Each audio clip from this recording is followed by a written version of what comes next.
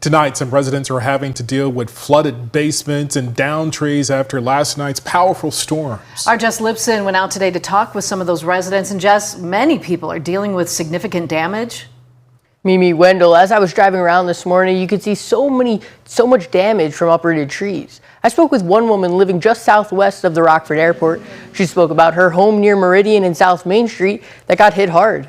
Sounded like a train coming through, and then we heard a loud bang on the back of the house. I thought that I probably lost my porch. Tanya Prine recounts what she heard overnight as heavy winds and rain uprooted trees all over her backyard. In her basement with her son and dogs, all she could do was wait while it passed. I mean, it's scary because you don't know if it's still coming or if anything else is going to happen, and it was terrifying to be sitting down there and watching and waiting for it to all end. Tanya is one of thousands in the Stateline to have lost power. ComEd spoke about their efforts in trying to bring everyone's power back in the region. This was an unprecedented line of storms that really swept through the entire territory of ComEd. There was not a part of our territory untouched. We had winds upwards of 70 miles per hour. We had lightning. ComEd says they had many grids that could be turned back on with a flip of a switch. However, many others were left in the dark longer as crews played it safe in the cleanup efforts. So what our crews are facing right now is downed trees, downed limbs, downed power lines, broken poles. With the hurricane hitting the south and more than 400,000 left without power in the Midwest Illinois region, ComEd management says they have been extra staffed and making great progress. For Tanya, she's now working stuff out with insurance as her porch is gone, but she says she's thankful her house is still standing. Never had this kind of damage in the 40 years I've been out here, ever. This was definitely the worst and hardest hit.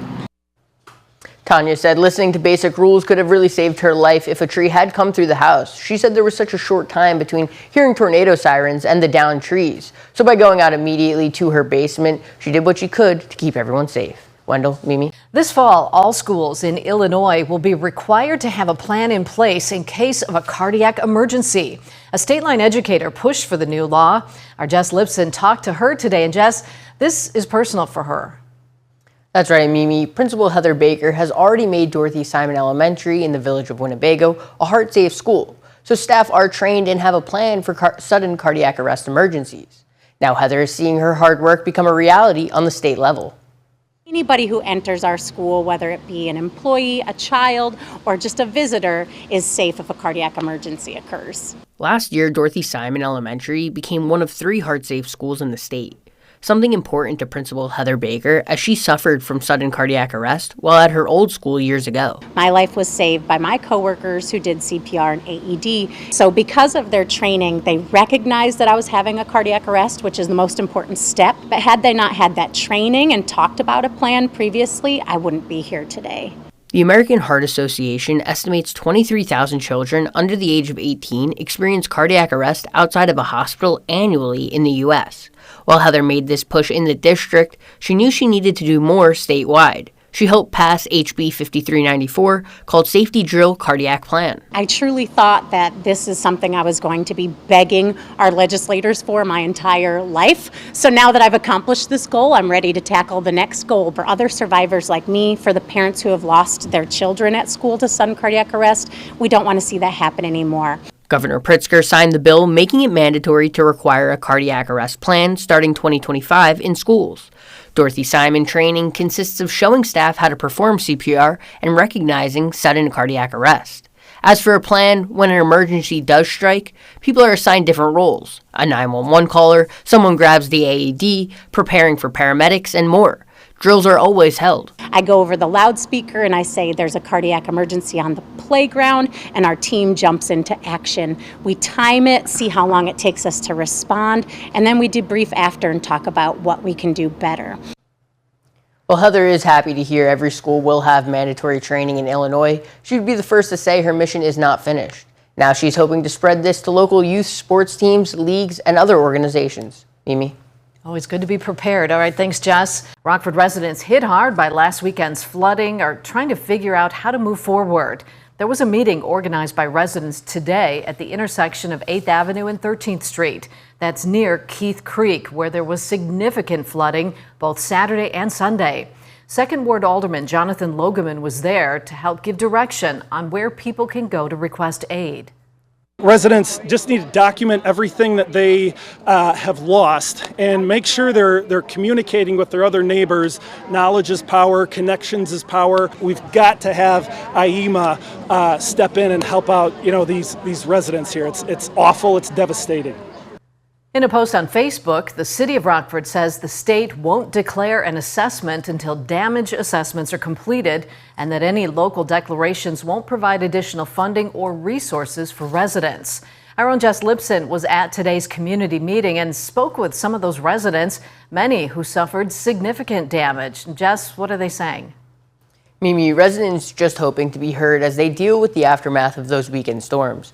Many seeking to get relief for belongings destroyed, others hoping to find out if their house is safe to live in. Is like right now, safety's priority. Anything that's down there is probably going to be lost. Is after a while, it's panic just goes away, and you're like, okay, what is important right now? The thoughts going through Josh and Brittany Strackney's minds as their basement fills with water while being stuck inside their home. Now they're hoping to get relief as they say their home's not safe to stay in. We don't have a house to live in, and we can't afford hotels. There's no help right now from anyone. And they're not alone. City staff have been out assessing the damages like they've never seen. Yeah, the worst that I've seen. Wow. All right. Same for me. I've never seen it this bad. It's not just dealing with the damage, but living conditions as well. Many residents complained of foul smell from their basements and just unsafe air. For Josh and Brittany, they can't turn on their power, something they can't afford to not have with Brittany's medical conditions. And I have to have a certain living environment with just the AC needing power for units that I physically need to have every day. Structural damage was a common issue for many living nearby. City staff monitoring just how bad everything is. What kind of personal belongings they lost, and then also looking at things like water heaters, furnaces, washer dryers, structural damage. We've had a few houses with foundations that have collapsed because of the pressure of the water. Josh and Brittany said while they were in the house, some residents were caught in the floods. One of the most determined I saw was a guy whose van literally got washed into the intersection. And he was sitting on top of it for like a half an hour before he decided, I'm just going to walk out before it gets worse. It was really devastating to hear people losing things like fridges, beds, and even cars due to the water damage. However, really sad stuff were the irreplaceable damages. One woman said she lost everything from her wedding day and her parents' wedding day as well. Mimi? Oh, that's so sad to hear. All right, thanks, Jess. For 6 decades, the Rockford Rescue Mission has been making an impact on the Forest City. They celebrate that milestone at the thrift store. Our Jess Liptzin was there today. And Jess, how are they honoring this anniversary? Mimi, for starters, there was a cake, the only way you can have a celebration. They had a party there at the thrift store, singing songs and dancing, but the real celebration was the stories of the people they've helped along the way. I spoke with one employee who really embodies this milestone. I'm so thankful for what the mission has done to me. A few years ago, Dave Connolly walked through the doors of the Rockford Rescue Mission looking for help. Dealing with alcohol issues, he was able to find a home at the mission. Now he works there full time. Going through the program and then doing some after care program. I worked in facilities, and then there was an opening, so I filled out an application, and I knew a few people at the mission by then. So I was blessed, honestly. Dave's story is not the only one. The mission started in 1964, offering Christ-centered care to people struggling with challenges like homelessness, poverty, abuse, and addiction. It helps them get back on their feet, not just with the issue, but starting life over again. Over 60 years, we've touched so many lives. It's probably countless, the men, women, and children that have used our resources, whether it's basic necessities like food and shelter, but then we have many other services, such as our long-term life recovery program. We have our Education and Job Readiness Center. We call our Works Center. The event was held at the thrift store. The facility takes in donations, and all funds go back to the mission.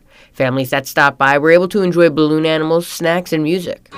It's really big. It's a really great feeling for all of us. We've planned for this. The mission's doing a celebration in September as well. They're doing a concert. So it's a really big deal for us.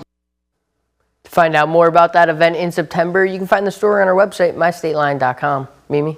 All right, thanks, Jess.